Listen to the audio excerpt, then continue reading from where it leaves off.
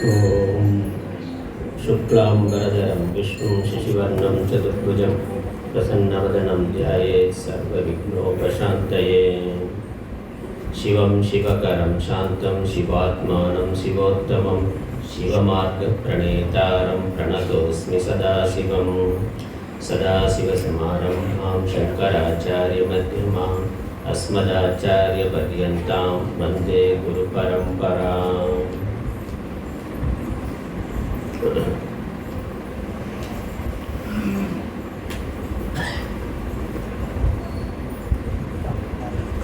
அனைவருக்கும் காலை வணக்கம். வார வழிபாட்டு சங்கத்தின் 75ஆம் ஆண்டு பவள விழாவை முன்னிட்டு ஸ்ரீ தர்ம சம்வர்த்தனை சமேத கைலாசநாதர் திருவடிகளில் உங்கள் அனைவரையும் சந்திப்பதில் மிக்க மகிழ்ச்சி.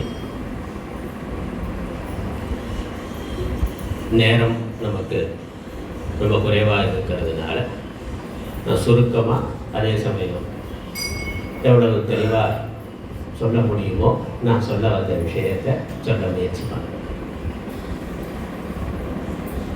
நம்முடைய ஹிந்து மதம் என்ற சனாதன தர்மத்துக்கு அடிப்படையாக இருக்கிறது வேதங்கள். வேதங்கள், ஆகமங்கள், புராணங்கள், இதிகாசங்கள். அதனால் நம்முடைய இந்து மதத்துக்கு வேத மதம் என்று ஒரு பெயர். வேத மதம் அல்லது வைதிக மதம் என்று பெயர் இருக்கு.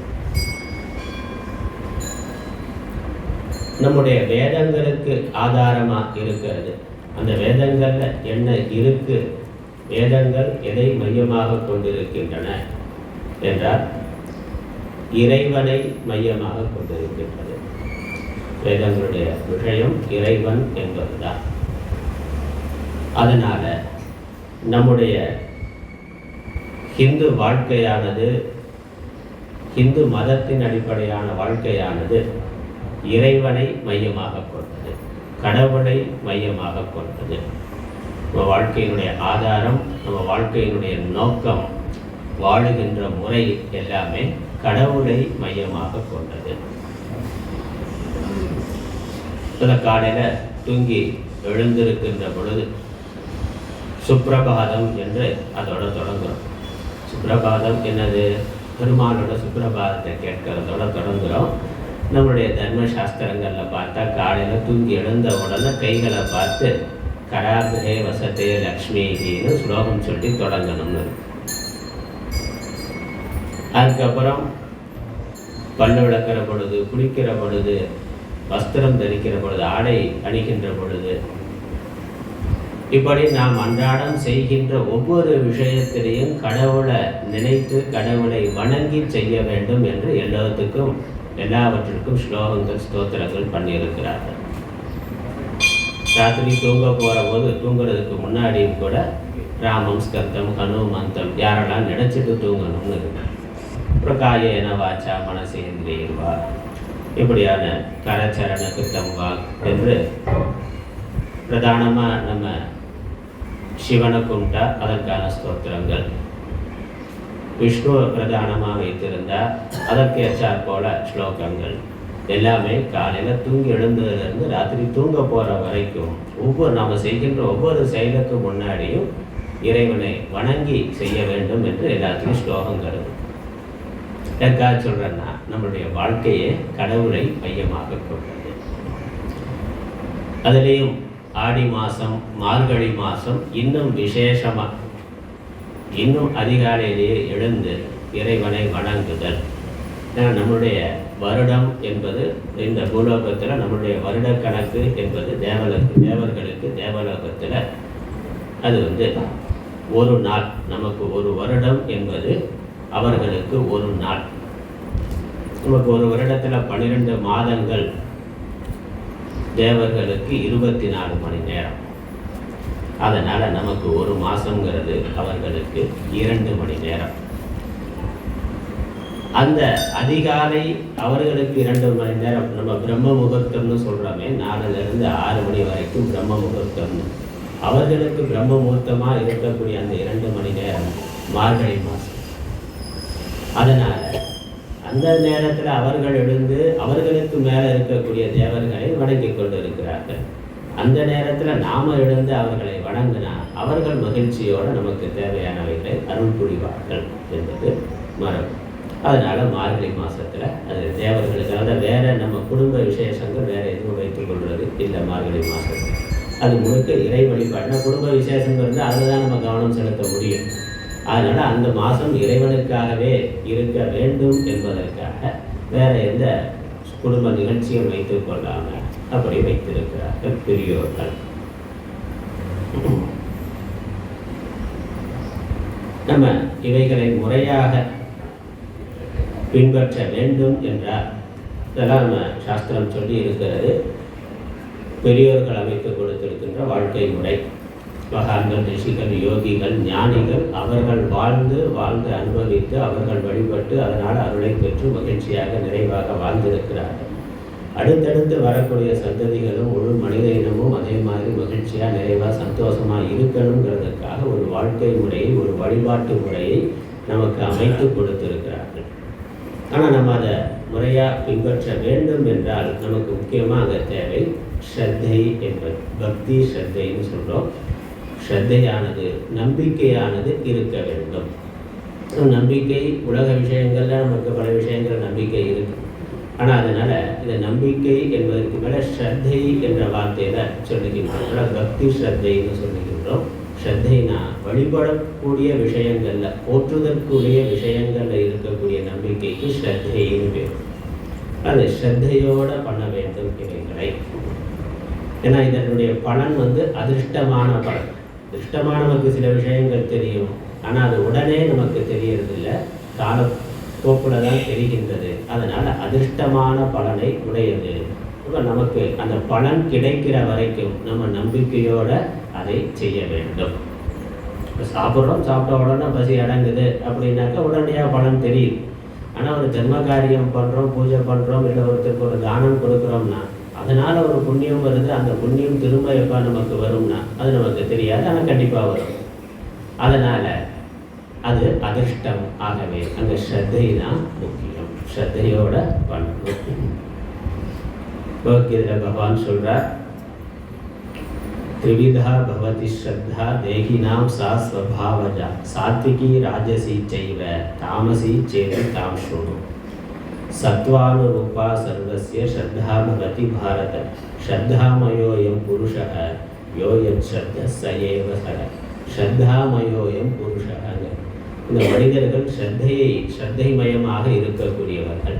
ஸ்ரத்தைனா நமக்கு எந்த விஷயத்தில் ஸ்ரத்தை இருக்கோ, நம்பிக்கை இருக்கோ, அதுவாகவே நாம் ஆகிறோம். நாம் எதுவாக நினைக்கிறோமோ அதுவாகவே ஆகிறோங்கிறது உண்மை. எதுவாக நினைக்கிறோமோ என்பதை விட நாம் எதை நினைத்து கொண்டிருக்கிறோமோ, எதை அடிக்கடி திரும்ப திரும்ப நாம் நினைத்து கொண்டிருக்கிறோமோ, காலப்போக்கில் நாம் அதுவாகவே ஆகிவிடுகிறோம். நாம் நினைக்கக்கூடிய விஷயங்கள் உயர்ந்ததாக இருக்கிற பொழுது நம்முடைய வாழ்க்கை அதுவாகவே ஒரு உயர்ந்ததாக ஆகின்றது.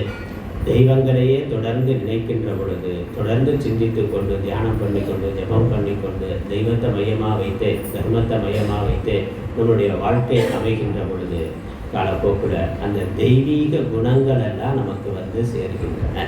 ஏன்னா நம்ம தான் நினைக்கிறோம், திரும்ப திரும்ப நம்ம எதை சிந்தனை பண்ணுறோமோ அதுக்கு நம்மளுடைய மனது தயாராகி விடுகிறது. அதற்கான என்னெல்லாம் நமக்கு தேவையோ அனைத்தையும் மனதையும் கொண்டு சேர்க்கின்றது இறைவனுடைய அருளால். அதனால் தெய்வத்தை நம்ம தொடர்ந்து நினைக்கின்ற பொழுது, தெய்வத்தை மையமாக கொண்டு நம்முடைய வாழ்க்கை இருக்கின்ற பொழுது தெய்வீக குணங்கள் எல்லாம் நமக்கு சேருகின்றன. தெய்வம் எப்பொழுதும் சாந்த சுரூபமாக இருக்கோ அதே மாதிரி நமக்கு சாந்தமானது வாழ்க்கையில் வருது. தெய்வம் ஆனந்தமயமாக இருக்குது, அதனால் ஆனந்தம் நமக்கு வருது. நிறைவாக கடவுள்கள் இருக்கிறார்கள், அந்த நிறைவு நமக்கு வருகின்றது. மற்ற எல்லா சத்குணங்களும், உண்மையாக இருக்கிறது, நேர்மையாக இருக்கிறது, அன்பாக பேசுறது, கருணையோடு இருக்கிறது, என்று தெய்வங்களுக்கு அனந்த கல்யாண குணகர நிலையக என்று தெய்வத்தை சொல்கிறோம். எண்ணற்ற கல்யாண குணங்களை உடையவர் இறைவன். சர்வ மங்கள மாங்கல்யன்னு அம்பால சொல்கிறோம். எல்லா மங்களமயமாக இருக்கக்கூடியவர், எல்லா மங்களங்களின் சுரூபமாக இருக்கக்கூடியவர் அம்பாள். இப்போ அந்த மங்களமயமாக இருக்கக்கூடிய அம்பால பரமேஸ்வரனை நம்ம தொடர்ந்து நினைக்கிறதுனால, தியானம் பண்ணுறதுனால, சிந்தனை பண்ணுறதுனால, அதை மையமாக கொண்டே நம்மளுடைய வாழ்க்கை இருக்கிற பொழுது எல்லா மங்களங்களும் நமக்கு வந்து சேரும். அவர்கள்ட்ட இருக்கிறதெல்லாம் நம்ம இடத்துல வந்து சேரும், அவர்களுடைய அருளாக. அதனால் அந்த ஸ்ரத்தைங்கிறது முக்கியம். ஸ்ரத்தாமயோயம் புருஷக, யார் எந்த ஸ்ரத்தையோடு இருக்கிறார்களோ அவர்கள் அதுவாகவே ஆகிறார்கள். என்ன சொல்ல போனோம், சாஸ்திரம் சொல்லுது, மரண காலத்தில் மரணம் அடைகின்ற பொழுது, உடலை விட்டு உயிர் பிரிகின்ற பொழுது நம்ம மனசில் என்ன இருக்கும், நாம் எதை ஆழமாக சிந்தித்து இருக்கிறோமோ, நம்ம மனதில் என்ன ஓடிக்கொண்டு இருக்கின்றதோ அதுதான் அடுத்த பிறவியாக வரும். அதனுடைய அடிப்படையில் அடுத்த பிறவியானது வரும்னு சாஸ்திரம், தர்மசாஸ்திரம் சொல்லுது. இப்போ மரண காலத்தில் நம்மளுடைய மனதில் இறைவன் இருந்தால் நமக்கு மரணத்தின் பிறகு அடுத்தது இறைவன் இருக்கக்கூடிய லோகம் அல்லது தெய்வீக உடல்கள் கிடைக்கும். இப்போ மரண காலத்தில் நமக்கு இறை சிந்தனை இருக்கணும்னா எப்போ மரணம் வரும் நமக்கு தெரியுமா? அது தெரியும். வந்தால் அப்போ நினச்சிக்கலாம்னு நம்ம நினைக்கிறோம். ஆனால் எப்போ மரணம் வரும்னு தெரியாதுங்கிறதுனால எப்பொழுதுமே இறை சிந்தனை நம்ம மனசில் இருக்கணும்.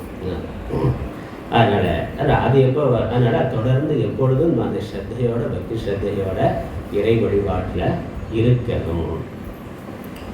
இந்த ஸ்ரத்தையை பகவான் மூன்றாக சொல்கிறார். சாத்விகம், ராஜசம், தாமசம் என்று. இந்த 3 குணங்கள் தான் அது மாயையினுடைய பராசக்தியினுடைய குணங்கள்.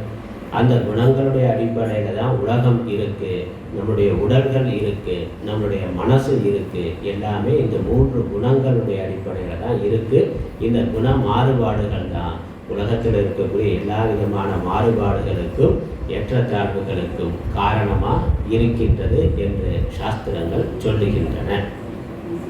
அதனால் நாம் ஸ்ரத்தையோடு வணங்கக்கூடிய தெய்வங்கள், கடவுள்கள் கூட 3 விதமாக இருக்கின்றது. நாம் வணங்குகின்ற கடவுள் சாத்விகம், ராஜசம், தாமசம்னு இருக்கு. அப்புறம் நாம் வணங்குகின்ற மனிதர்கள், அவர்களும் சாத்விகம், ராஜசம், தாமசம் என்று 3ஆக இருக்கிறார்கள். நாம் வழிபடுகின்ற முறைகளும் சாத்விகம், ராஜசம், தாமசம்னு 3ஆக இருக்கு. இது பகவத்கீதையில் ஸ்ரத்தாத்ரய விபாக யோகம் அப்படின்னு ஒரு தனி அத்தியாயம். அதில் இந்த ஸ்ரத்தையை பற்றி இதெல்லாம் விரிவாக சொல்லுகின்றார். இதெல்லாம் நம்ம வணங்கக்கூடிய தெய்வங்கள்லேயே சாத்விகமான தெய்வங்கள் பார்க்கிறோம், சைவமாக இருக்கக்கூடிய தெய்வங்கள், பெருந்தெய்வங்கள் மகாவிஷ்ணு, பரமேஸ்வரன் அப்படிங்கிற பொழுது சாத்விகமான தேவதைகளாக இருக்கு. இப்போ சாத்விகமான குணமுடையவர்கள் அந்த சாத்விகமான தெய்வங்களை அதை வணங்குறதுல, வழிபடுறதுல ஈடுபாடு உடையவர்களாக இருக்கிறார்கள். ஆகவே அவர்கள் வழிபடக்கூடிய முறைகளும் சாத்விகமாக இருக்கும். இந்த மாதிரி விரதம் இருக்கிறது, பாராயணம் பண்ணுறது, நாம சங்கீர்த்தனம் பாடுறது, ஜபம் பண்ணுறது, தியானம் பண்ணுறது, இதெல்லாம் சாத்விகமான வழிபாட்டு முறைகள். இறைவன் சாத்விகமாக சைவமாக இருக்கிறார். நம்ம வழிபடக்கூடியவர்களும் சைவமாக இருந்து சாத்விகமான வழிபாட்டு முறைகளை பின்பற்றுதல் என்பது. அதே மாதிரி ராஜசமான தேவதைகள் இருக்கின்றன, யக்ஷ ராட்சசர்கள் அப்படின்னு உக்ரமான தேவதைகள், உக்ரமான தெய்வங்கள் பார்க்கிறோமே. துர்காவே பராசக்தியாக இருக்கிற பொழுது, அம்மனாக இருக்கிற பொழுது சாத்விகமாக இருக்கார். அதே ஒரு சம்ஹாரம் பண்ணணும், அசுரர்களை கொள்றதுக்காக துர்கா தேவி, இந்த மாதிரியான சண்டி, சாமுண்டி, இந்த மாதிரி ரூபங்களில் வர பொழுது உக்ர தேவதைகளாக இருக்கிறார்கள். அந்த தேவதைகளை நம்ம வணங்குவதற்கு கொஞ்சம் ராஜசமான முறை வைத்திருக்கிறோம். இந்த அழகு குத்துறது, பூக்குழி இறங்குறது, இந்த மாதிரி கொஞ்சம் நம்ம உடலை அதிகமாக வருத்தி கொண்டு செய்கின்ற வழிபாட்டு முறைகள். அதை பிரதானமாக அதில் தான் சிலருக்கு ஈடுபாடு அதிகமாக இருக்கும். இந்த ஜபம் பண்ணுறது, தியானம் பண்ணுறதோடு அந்த மாதிரி உக்ரமாக வழிபடணும்னு இருக்கக்கூடியவர்கள். அது ராஜச குணம், ராஜச வழிபாடு அதை செய்யக்கூடியவர்கள் ராஜச குணம் உடையவர்கள். ராவணன் பார்க்கிறோம், சிவனை தான் வழிபட்டான். ஆனால் என்னென்னா தன்னுடைய ஒவ்வொரு தலையாக ஆகுதி கொடுக்குறான். வழி கொடுக்கறதே தன்னுடைய தலையவே ஆகுதி கொடுக்குற அளவுக்கு அவன் இருக்கின்றான். அந்த மாதிரி கொஞ்சம் உக்ரமா இருக்கிறது. அதே மாதிரி தாமச குணம் என்று இருக்கு. தெய்வங்களையும் தாமச தெய்வங்கள், தாமச சிறு தேவதைகள், முக்கியமா ஆசுர தேவதைகள் இருக்கு, பூத பிரேத பிசாசங்கள், அப்படி அதை வழிபாடக்கூடியவர்கள்லாம் இருக்கிறார்கள். வெள்ளி சூனியம் எவனும் குட்டி பிசாசு குட்டி சாத்தான்லாம் வழிபடக்கூடிய ஆட்கள் இருக்காங்க, இன்னைக்கு இருக்காங்க. எல்லாம் அங்கங்கே இருக்கு, வெளியே தெரியாது, ஆனால் அங்கங்கே செய்து கொண்டு இருக்கிறார்கள். அதற்கான பூஜை முறைகளே கடுமையாக இருக்குது. அதுக்கு பலி கொடுக்கறதுன்னு இருக்குது. ஆடு கோழி இதெல்லாம் பலி கொடுக்குறான். கொஞ்சம் ஏமாந்தா மனுஷனே பலி கொடுத்தாரு. அதெல்லாம் பார்க்குறோம், அப்பப்போ செய்தித்தாளில் வருது. அந்த மாதிரி உக்ரமாக வழிபடக்கூடியவர்கள், உக்ர தேவதைகளுக்கு பலி கொடுக்கறது அப்படிங்கிறதும் அதுக்கு நம்பி போகக்கூடிய ஆட்கள் இருக்கிறார்கள். அதெல்லாம் இப்போ அப்பப்போ நம்ம செய்திகளில் வர்றதை பார்க்குறோம். இது எல்லா காலத்திலையுமே இருக்கக்கூடியது. இதெல்லாம் நம்ம தெரிந்து கொள்ளணும். இதெல்லாம் நமக்கு சொல்கிறதுக்கு அதிகமாக யாரும் சொல்கிறதில்லை. பக்தினா பெரும்பாலும் ஆழ்வார்கள் நாயன்மார்கள் கதையை சொல்லிட்டு போயிடுறாங்க. ஆனால் இதெல்லாம் நம்ம சாஸ்திரங்களில் இருக்கிறது, நம்மளுடைய வாழ்க்கை முறையில் வழிபாட்டு முறைகளில் இருக்கிறது. நம்ம பார்க்குறோம், எல்லா விதமான தெய்வங்களும் இருக்குது, தேவதைகளும் இருக்குது, வழிபாட்டு முறைகள் பார்க்குறோம். ஒவ்வொருத்தருக்கும் ஒவ்வொரு விஷயத்தில் ஈடுபாடு இருக்குது. சிவமாக இருந்து அந்த மாதிரி விரதம் இருக்கிறது, ஜபம் பண்ணுறது, பூஜை பண்ணுறது, இந்த மாதிரி பஜனை பண்ணி ஒரு சாத்விகமான வாழ்க்கை வாழக்கூடியவர்கள் இருக்கிறோம். அப்புறம் அழகு குத்துறது, பூக்குழி இறங்குறது, கொஞ்சம் உக்ரமாக வழிபடக்கூடியவர்களும் நமக்குள்ளே இருக்கிறோம், பார்க்குறோம். அப்புறம் இந்த மாதிரி பலி கொடுத்து வழிபடக்கூடியவர்கள் இருக்கிறதையும் பார்க்கிறோம். அதனால் தெய்வங்களையும் அப்படி இருக்குது. அந்தந்த தெய்வங்களுக்கு அதுக்கேற்ற மாதிரி சக்தியானது இருக்கும். வழிபடக்கூடியவர்களையும் அந்த மாதிரி இருக்குது. வழிபாட்டு முறைகளையும் இந்த சத்துவம் ரஜஸ் தமசுங்கிற குணங்களுக்கு தகுந்த ஏற்றத்தாழ்வுகள் வேதங்கள் இருக்கின்றன. அதுக்கப்புறம் பகவானே சொல்றார் பகவத்கீதையில, என்னை வழிபடக்கூடியவர் எதற்காக இந்த வழிபாடுனா எதற்காக வழிபடுகிறார்கள், அதனால் எப்படி வழிபடுறதுங்கிறது ஒன்று வேறுபாடு. சத்துவம் ரஜஸ் தமசுக்கு தகுந்த மாதிரி. அப்புறம் எதற்காக வழிபடுதல் இறைவனை என்று சொல்லுகின்ற பொழுது பகவானே சொல்றார், சதுர்விதா பஜந்தேவாம் ஜனா சுகிருத்தி நோர்ஜுனக ஆர்த்தோ ஜிக்ஞாசு ரத்தார்த்தி ஞானீச்ச பரதர்ஷக. 4 விதமான மனிதர்கள் என்னை வணங்குகிறார்கள். அதாவது 4 விதமான தேவைகளுக்காக என்னை வணங்குகிறார்கள். ஒன்று ஆர்த்தர்கள்னா துன்பம் வர்ற பொழுது, கட்டம் வர்ற பொழுது, பிரச்சனை வர்ற பொழுது அது போக வேண்டும், அதற்காக கடவுளை வணங்குறது, கோயிலுக்கு போகிறது, பரிகாரம். அப்போ தான் நினைப்பான், நல்லா இருக்கிற வரைக்கும், சந்தோஷமாக இருக்கிற வரைக்கும் கோயில் பக்கமே போக மாட்டான், அதெல்லாம் இல்லைன்னு கூட சொல்லிட்டு தருவான். ஆனால் வாழ்க்கையில் பெரிய பிரச்சனைகள் கஷ்டங்கள் வர்ற பொழுது வேற யாரும் நம்ம காப்பாற்ற மாட்டாங்க அப்படிங்கிற பொழுது அப்போ தான் கடவுளையே நினைப்பேன். இதெல்லாம் துன்பம் வர்ற பொழுது, கட்டம் வர்ற பொழுது அந்த துன்பம் விலகுவதற்காக கடவுளை வணங்கக்கூடியவர்களுக்கு ஆர்த்தர்கள்னு பேர். ஆர்த்தினா துன்பம். அப்படி ஒரு விதமான பக்தர்கள் பக்தி இருக்கு. அப்படியாவது வந்தால் பரவாயில்ல, துன்பம் வர்ற போனதாவது கடவுளை நினைச்சு ஒழுங்காக பக்தி மார்க்கத்துக்கு அப்படி மாறி வந்துட்டானா சந்தோஷம். ஏன்னா வேற எங்கேயாவது போகாமல் வேற ஏதாவது டாஸ்மாக்கு அப்படி இப்படின்னு போய், ஏன்னா அதுவும் துன்பத்தை போக்குவதற்கான ஒரு வழியாக இருக்குது. அங்கே போனான்னாக்கா இன்னும் அதில் பாதாளத்துக்கு துன்பம் அதிகமாக தான் வரும், பிரச்சனை அதிகமாக தான் வரும், கீழே தான் போகணும். ஆனால் துன்பம் வர்ற பொழுதாவது கடவுளை நினைச்சு ஆன்மீகத்துக்கு பக்திக்கு மாறி வந்தான்னா அது சந்தோஷம். அதாவது என்னுடைய பக்தர்கள் சொல்கிறேன், அவனும் என்னுடைய பக்தன் தான், அவன் படிப்படியாக மேலே வருவான். அதுக்கப்புறம் இன்னொரு விதமான பக்தர்கள், துன்பம் இல்லைனாலும் இன்பம் வேண்டும், நல்லா இருக்குது, இன்னும் நல்லா இருக்கணும்னா. இதெல்லாம் ஏற்கனவே கடவுள் கொடுத்துருக்குறா, எல்லாம் சந்தோஷமாக நல்லா நிறைவாக இருக்குது, ஆனாலும் என்னென்னா இன்னும் நமக்கு வேணும். அதனால் தினம் எல்லாம் கேட்கிறோம், பிரார்த்தனை. அதனால் நல்ல விஷயங்கள், இன்பங்கள் வேண்டும், இன்பத்தை தரக்கூடிய பொருள்கள் வேண்டும். வாழ்க்கையில் சந்தோஷமாக இன்னும் அதிகமாக சந்தோஷமாக இருக்கணும்னு மகிழ்ச்சியாக இருந்து மகிழ்ச்சியோடு மேலும் மகிழ்ச்சிக்காக இறைவனை வணங்கக்கூடியவர்கள், வழிபடக்கூடியவர்கள். அவர்களுக்கு அர்த்தார்த்தின்னு பேர் சொல்கிறார். அர்த்தம்னா பொருள் விரும்பி, மகிழ்ச்சி சந்தோஷத்தை விரும்பி அதை தரக்கூடிய பொருள்களை நமக்கு வேண்டது. அப்படித்தான் இருக்குது, பெரிய லிஸ்ட்டு வச்சுருக்கிறோம், மளிகை கடை லிஸ்ட்டு மாதிரி. பகவான்கிட்ட பிரார்த்தனைக்கு என்ன வேணும்னா இது அது அதுன்னு சொல்லி ஒரு பெரிய லிஸ்ட்டு வச்சுருக்கிறோம். எல்லாம் அப்ளிகேஷன் கொடுக்குறோம். அப்புறம் அவர் எதை நடத்தணுமோ அதை நடத்துவார். அது எதை கொடுக்கணுமோ, நமக்கு எதை பெறுவதற்கு தகுதி இருக்கோ அதை கொடுப்பார். பகவான் நம்ம கேட்குறதெல்லாம் கொடுப்பார். ஆனால் எல்லாத்துக்குமே ஒரு தகுதி பார்த்து கொடுக்கறதுன்னு இருக்குல்ல. அப்போ நமக்கு எதை பெறுவதற்கான தகுதி இருக்கோ அதை பகவான் கொடுப்பார். அப்போ நம்ம வேண்டுதல் நிறைவேறணும்னா நம்ம முதல்ல என்ன பண்ணணும்? வேண்டுகின்ற பொருளை பெறுவதற்கான தகுதியை நம்ம வளர்த்துக்கொள்ளணும். அந்த தகுதி வந்துட்டால் பகவான் கண்டிப்பாக கொடுப்பார். நம்ம வீட்டில் குழந்தைகளுக்கே அப்படித்தானே, குழந்தைகள் ஆசைப்படுறதுலாம் நம்ம வாங்கி கொடுத்துட முடியுமா? நமக்கு என்னதான் வசதி இருந்தாலும் அது நம்ம குழந்தை, ஒரே குழந்தை, அது கேட்கறதெல்லாம் வாங்கி கொடுக்க முடியும்னா அது கொடுக்கறது இல்லை. அது கத்தியை விளையாட கேட்ட எடுத்து கொடுத்துருவோமா? கொடுக்க மாட்டோம். இல்லை துப்பாக்கி வாங்கி கொடுன்னா அது கொடுக்க மாட்டோம். இல்லை 10 வயசு தான் ஆகுது எனக்கு பைக் வாங்கி கொடுன்னா வாங்கி கொடுக்க நம்ம சக்தி இருந்தாலும் வாங்கி கொடுக்கல. வாங்கி கொடுத்தா ஆபத்து தான். அதையும் நிறைய பேர் பண்ணிடுறாங்க, தெரியாமல் பண்ணி அப்புறம் எங்கேயோ விபத்து ஏற்படுத்தி துன்பம் வருது. அப்போ என்னது? அவர்களுக்கு ஆசை இருந்தாலும் அவர்களுக்கு நமக்கு வாங்கி கொடுக்க சக்தி இருந்தாலும் அவர்களுடைய தகுதிக்கு தகுந்த மாதிரி எதை கொடுத்தா அவர்கள் சரியாக பயன்படுத்துவார்களோ, முறையாக பயன்படுத்துவார்களோ அதைத்தான் கொடுக்கணும். அதான் நல்ல பெற்றோருடைய கடமை. அப்போ தான் அது குழந்தைக்கு நன்மையாக இருக்கும். சில சமயங்களில் இல்லைன்னு சொல்கிறது கூட நல்லது, கொடுக்க மாட்டோம்னு சொல்கிறது கூட அது குழந்தைகளுடைய நன்மையை கருதி தான் பண்ணுறோம். அதே மாதிரி தான் பகவான் நமக்கு வேணுங்க, நமக்கு தேவை இருக்குது, ஆசை இருக்குது, பகவானுக்கும் கொடுக்கறதுக்கான சக்தி இருக்குது. ஆனாலும் சில சமயங்களில் அவர் கொடுப்பது இல்லைன்னா கொடுக்கவே மாட்டார்னு அர்த்தம் இல்லை. கொடுக்க வேண்டிய காலத்தில் கொடுப்பார், நமக்கான தகுதி வர்ற பொழுது கொடுப்பார். நம்ம செய்ய வேண்டியது பிரார்த்தனை வைக்கிறதோடு மட்டுமில்லை, அதற்கான தகுதியை நம்ம வளர்த்துக்கணும். பகவான் கொடுக்கல, அது தள்ளி போகுதுனாக்கா நாம் இன்னும் பக்குவப்படலை, அதை வாங்குவதற்காக அது பெறுவதற்கான தகுதி வரலைங்கிறத புரிந்து கொண்டு நம்ம இன்னும் நம்மை தயார்படுத்திக்கணும் என்பது தான். அதனால் நம்ம வேணுங்கிறத பகவான்கிட்ட பிரார்த்தனை பண்ணுறதுல தப்பு இல்லை, அதை பகவான் கொடுப்பார். ஆனால் அது மட்டும் அதோடு நிறுத்தி கொள்ளக்கூடாது. அதற்கு மேலேயும் அடுத்த நிலை பக்தனை சொல்கிறார், ஜிக்யாசுன்னு சொல்லுகின்றார். ஜிக்யாசுனாக்க கடவுளிடத்தில் ஒன்றை பிரார்த்தனை பண்ணுகிறது என்பதோட என்னெல்லாம் பொருள் வேணும், வாழ்க்கைக்கு தேவையான செல்வங்கள் வேணும் நம்ம பிரார்த்தனை பண்ணுறோம். ஆனால் எது வாங்கினாலும் எல்லாமே அநித்தியமானது தான்.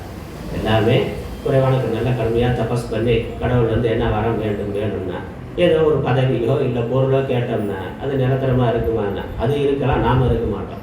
அதனால் நமக்கு வரக்கூடிய பொருளும் நிரந்தரமானதல்ல, நிலையானதல்ல, நாமளும் நிரந்தரமானவர்கள் அல்ல, நிலையானவர்கள் அல்ல. அப்போ பகவான்கிட்ட என்ன கேட்கணும்னா அதெல்லாம் கேட்டு ஓரளவுக்கு நிறைவு வந்த பிறகு அதற்கு மேலே நம்ம நிரந்தரமானவர்களாக நிலையாக இருக்கணும்னா, நிரந்தரமான மகிழ்ச்சி இருக்கணும்னா பகவானையே கேட்கணும். பகவானே நீயே வந்துடுனா, நீயே வந்துடு, அல்லது ஒன்னிடத்தில் என்னை கொண்டு போயிரு, அவ்வளோதான். நீ என்னிடத்தில் வந்துக்கிட்டு நீ என்னுடைய இருந்துட்ட.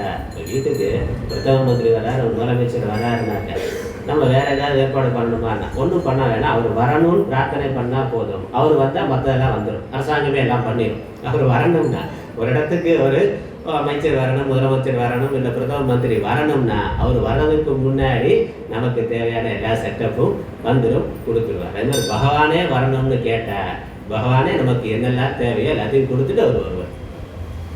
அதனால் அடுத்த ஜிக்ஞாசு பக்தின்னு பேர். பகவானே நீயே எனக்கு வேண்டும் என்று, மற்ற பொருள்களெல்லாம் எனக்கு வேண்டாம், நீயே எனக்கு வேண்டும் என்று கேட்கிறது. ஒரு ஏழை இருந்தான், பகவான் ரொம்ப பக்தனாக இருந்தான், பிரார்த்தனை பண்ணான். ஒரு நாள் கடவுள் காட்சி கொடுத்தார், உனக்கு என்ன வேணும் அங்கே பார்த்தா ஒரு வீட்டை பார்த்தா ரொம்ப வறுமையில் இருக்கான், கஷ்டத்தில் இருக்கிறான்னு தெரியுது. சரி பொருள் இல்லாமல் கஷ்டப்படுறான், அதனால் எனக்கு பொருளை கொடுக்கலான்னு சொல்லி பகவான் என்ன பண்ணார், அவன் பக்கத்தில் இருந்த ஒரு சொம்பு இருந்தது, சொம்பை தொட்டார், அது தங்கமாயிடுச்சு. அவன் முகத்தை பார்த்தா அவனுக்கு அதில் ஒன்று திருப்தியாக, சின்ன சொம்பாக இருக்கே, இன்னும் கொஞ்சம் நிறையா இருந்தால் நல்லா இருக்கும் அப்படின்னு முகத்தை பார்த்தாரு. பகவானுக்கு தான் தெரியுமா சொல்லணுமா என்ன? அவர் பார்த்தார், ஒன்றும் திருப்தி வரலன்னு பக்கத்தில் ஒரு பெரிய குடம் இருந்தது, அதை தொட்டார், அதுவும் தங்கமாயிடுச்சு. அவனை பார்த்தார், அப்படியும் அவனுக்கு திருப்தி வரலை. அதுக்கு மேலே பெரிய அண்டா இருந்தது, அதை தொட்டார், தங்கமாயிடுச்சு. இப்படியே எல்லாத்தையும் தொட்டார். அவனுக்கு ஒன்றும் அப்படியே பார்த்துக்கிட்டே இருந்தால் ஒன்றும் திருப்தி வந்த மாதிரி தெரியல. என்னப்பா உனக்கு என்னதான் வேணும்னு கேளு அப்படின்னு சொல்லி கேட்டார். அவன் சொன்னான், பகவானே அந்த விரலை என்கிட்ட கொடுத்துட்டு போயிருக்கிறாங்க, நீங்க ஏன் ஒன்றா கஷ்டப்பட்டு சொல்றீங்க, உங்கள் கையை என்கிட்ட கொடுத்தா நானே தொட்டு எல்லாம் எவ்வளோ வேணுமோ அவ்வளோ நானே பண்ணிக்கிறேன்னா. அவன் என்னது நீங்களே இங்கே இருங்கிற அர்த்தம் தான். எதுக்கு ஒன்றா அதெல்லாம் கொடுத்துட்டு இருக்கீங்க, நீங்களே என் கூட இருந்துட்டீங்கன்னா அதுவே எனக்கு போதுமானது அப்படிங்கிற அந்த விருப்பம். பொருளுக்கு ஆசை வைத்திருக்கிற இறைவனே நமக்கு வேணும். ஏன்னா நம்ம லிஸ்ட்டில் மளிகை ஜாமான் லிஸ்ட்டில் எவ்வளோ தேவைகள் இருக்குது, அதில் ஒரு கடவுள் வச்சுருக்கிறோம். என்னது கடைசியாக கடவுளை வச்சுருக்கிறோம். கடவுளே கடைசியாக நான் உன்னுடைய திருவடிகளுக்கு வரணும்னு சொல்லி கடைசியாக லிஸ்ட்டில் கடைசியாக வச்சுருக்கிறோம். என்ன பண்ணணும், அந்த லிஸ்ட்டை அப்படியே தலையிலாக திருப்பினா என்ன வந்துடும், முதல்ல பகவான் வந்துடும்.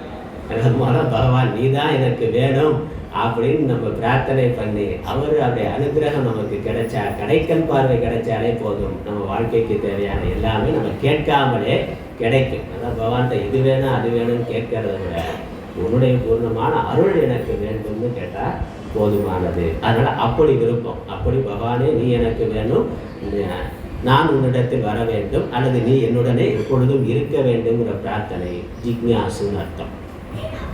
அதற்கப்புறம் தத்துவ சாஸ்திரங்கள்லாம் படித்து இந்த ஆன்மீக சாதனைகள்லாம் பண்ணி சரியை கிரியை யோகம்லாம் பண்ணி நல்லா பக்குவம் அடைகின்ற பொழுது கடைசி பக்தனை ஞானி பக்தன்னு சொல்கிறார். ஞானி பக்தன்னா இறைவனை நன்கு அறிந்து கொண்டவன், இறைவன் தான் ஆத்மாவாக இருக்கிறார் என்று புரிந்து கொண்டவன். அப்போ தன்னுள் ஆத்மாவை கண்டு, ஆத்மாவாக இறைவனை கண்டு அதிலேயே மனதை நிறுத்தி எப்பொழுதும் ஆத்மானந்தத்தில் இருக்கக்கூடியவன் அவன் ஞானி பக்தன். அடியார்கள் நல்ல பக்தியினால் இறைவனுடைய அனுகிரகம் பெற்ற பிறகு அதுக்கப்புறம் பகவானை வணங்கி கொண்டு இருக்கிறார். இறைவனுடைய காட்சி கிடைத்த பிறகு, இறைவனை புரிந்து கொண்ட பிறகு, அறிந்து கொண்ட பிறகும், இறைவனுடைய பரிபூர்ண அனுகிரகம் கிடைத்த பிறகும் இறைவனை வணங்கி கொண்டு இருக்கிறார்கள். எதற்காக? நன்றி செலுத்துவதற்காக. உனக்கு தந்தது உன் தன்னை, கொண்டது என் தன்னைனா, இது மாதிரி உன்னையே எனக்கு கொடுத்துட்டீங்கன்னு சொல்லி அந்த மகிழ்ச்சியில் நிறைவில் எப்பொழுதும் ஆனந்தமாக இருக்கிறார்கள். அது ஞானி பக்தன் பேர். அதனால் நம்மளுடைய பக்தியை அப்படி படிப்படியாக நம்ம எதற்காக கடவுளை வணங்குகிறோங்கிறத படிப்படியாக நம்ம மாற்றிக்கொள்ள வேண்டும், வளர்த்து கொள்ள வேண்டும். துன்பம் போகிறதுக்காக வணங்குறது, அதற்கு மேலே இன்னும் நிறைய விஷயங்கள் பொருட்கள் வேணும், இன்பம் வேணுங்கிறதுக்காக பகவானை வணங்குறது, அதற்கும் மேலே பகவானே நீயே எனக்கு வேண்டும், நான் உன்னுடைய திருவடியிலே எப்பொழுதும் இருக்கணும்னு வணங்குறது, உன்னை பற்றிய பரிபூர்ண ஞானத்தை எனக்கு கொடுக்க வேண்டும் என்று பகவானை வணங்குறது. அந்த ஞானத்தை பெற்ற பிறகு நிறைவாக மகிழ்ச்சியாக சந்தோஷமாக ஞானியாக இருந்து இறைவனை சதா துதித்து கொண்டு போற்றிக்கொண்டு இருத்தல் என்று இருக்கு. அதனால் இப்படி கடவுளை வணங்குதல், கடவுளை எதற்காக வணங்க வேண்டும், இதெல்லாம் நம்முடைய சாஸ்திரங்கள் சொல்லி இருக்கு. நம்முடைய பக்தியை இன்னொரு விதமாகவும் சொல்லலாம்.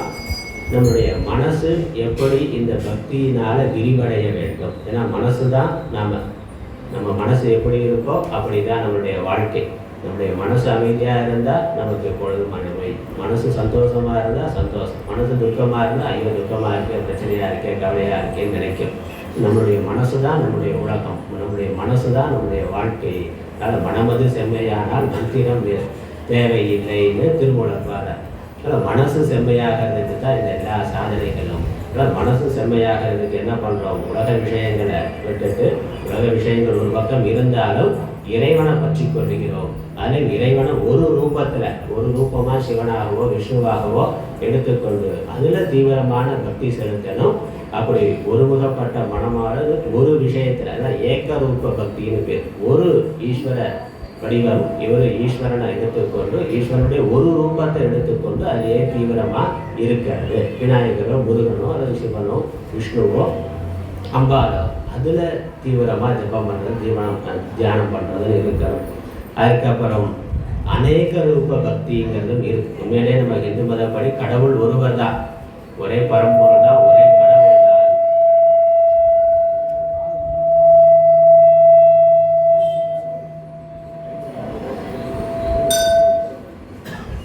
ஒரே கடவுள் தான். ஆனால் அந்த கடவுள் எண்ணற்ற வடிவங்களில் இருக்கிறார். பல கடவுள்ங்கிறது கிடையாது, ஒரே கடவுள் தான். ஏகம் சத் விப்ராகா பகுதா வதந்தின்னு வேதங்கள் சொல்லுகின்றன. ஒரே பரம்பொருள் தான். அதை அறிஞர்கள், பெரியோர்கள், மகான்கள் பலவாக கூறுகிறார்கள் என்று. கடவுள் அடிப்படையில் கடவுள் தத்துவம் ஒன்று தான். அது பல ரூபங்களை எடுத்துக்கொண்டு பல வடிவங்களில் பக்தர்களுக்கு அனுகிரகம் பண்ணுறதுக்காக அப்படி பல வடிவங்களில் இறைவன் இருக்கிறார். முதல்ல ஒரு வடிவத்தில் சிவன் விஷ்ணு என்று நம்ம ஏகரூப பக்தியாக இருந்தாலும் அதுக்கப்புறம் அவர் தான் பல வடிவங்களாக பல ரூபங்களில் இருக்கிறார்னு அநேக ரூப பக்திக்கு வரணும். எண்ணற்ற வடிவங்களில் நம்ம தெய்வத்தை வணங்குதல் என்பது சிவன் கோயிலுக்கு போனால் பெருமாள் கோயில் போக மாட்டேன், பெருமாள் கோயில் போனால் சிவன் கோயில் போக மாட்டேன் அப்படின்னு இல்லாமல் எல்லாம் ஒன்று தான் சொல்லி இங்கேயும் போகணும் அங்கேயும் போகணும், எல்லா ரூபங்களையும் இறைவனை பார்க்கறது, ஒரே இறைவனை பல ரூபங்களில் பார்க்கறது. அதற்கு அடுத்தபடி என்னன்னா உலகத்தில் இருக்கக்கூடிய எல்லா பொருள்களாகவும் இறைவன் தான் இருக்கிறான். விஸ்வரூப பக்தி பௌத்தியில் விஸ்வரூப யோகம் அப்படின்னு விஸ்வரூப தர்சன யோகம்னு பகவான் தன்னுடைய முழு பிரபஞ்சத்தையும் தன்னுடைய உடலாக காமிக்கிறார். உலகத்தில் இருக்கக்கூடிய எல்லா பொருள்களும் இறைவன் தான் என்று பார்க்கிற அந்த மனோபாவம் வரணும். எல்லா ஜீவர்களிலும் தூணிலும் இருப்பான், துரும்பிலும் இருப்பான், எல்லாவற்றிலும் இறைவன் இருக்கிறார்னு எல்லாவற்றையும் சமமாக பார்க்கிற பாவனை வரணும். ஆனால் தான் நம்ம கோயில்களில் இல்லாததே கிடையாது, எல்லாம் வச்சிருக்கிறோம். பாம்பு, மயில், யானை, புலி, சிங்கம், நந்தி, சூரியன், சந்திரன், என்ன இல்லை, எலியிலிருந்து மூஷகம்ல இருந்து எல்லாமே இருக்கு. அப்போ எல்லாவற்றிலும் இறைவன் இருக்கிறார். அனோரணியான் மகத்தோ மகியான். அவர் சின்னதுக்குள்ளேயும் ஆத்மாவா இருக்கிறார், பெரியதுக்குள்ளேயும் இருக்கிறார், அணுவுக்குள்ளும் அணுவாய் இருப்பவர் அப்படின்னு சாஸ்திரம் சொல்லி இருக்கு. அதனால நம்ம கோயில்களில் எல்லா விக்கிரகம் ராஜகோபுரத்தை பார்த்தாக்கா அதில் தேவர்கள், அசுரர்கள், விலங்குகள், பறவைகள், மனிதர்கள், சகல ஜீவராசிகளும் அந்த கோயில் விக்கிரகத்தில் இருக்கும். என்ன அர்த்தம்? எல்லாவற்றிலும் இறைவன் இருக்கிறார். இந்த உலகமே இறைவனுடைய உடல் என்ற பாவனை நமக்கு இருக்கணும்.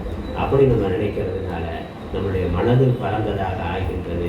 எல்லாரும் எல்லாம் சிவமயம், சர்வம் விஷ்ணுமயம் ஜெகத்து, எல்லோரும் இன்புற்றிருக்க நினைப்பதிலே அல்லாமல் வேறொன்றும் இல்லையேன் பராபரமேங்கிற அந்த மனநிலை நமக்கு இருந்தால் அதற்கு மேலே வாழ்க்கையில் இறைவனுடைய அருள் வேறொன்றும் இல்லை, ஆனந்தம் வேறொன்றும் இல்லை என்று சொல்லி நிறைவு செய்கின்றேன். அறிவு.